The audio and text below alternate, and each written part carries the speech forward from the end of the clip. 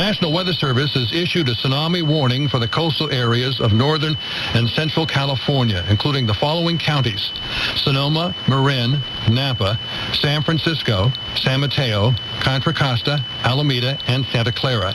This is a result of an 8.9 earthquake near Honshu, Japan, that struck at 2:46 local time in the afternoon in Japan. If a tsunami wave is generated, it is expected to arrive in San Francisco at the mouth of San Francisco Bay at 8:08 a.m. this morning. The tsunami warning means a tsunami is imminent and that coastal locations in the warned area should prepare for flooding. The National Weather Service is updating conditions hourly or as conditions warrant. This concludes the activation of the emergency alert system.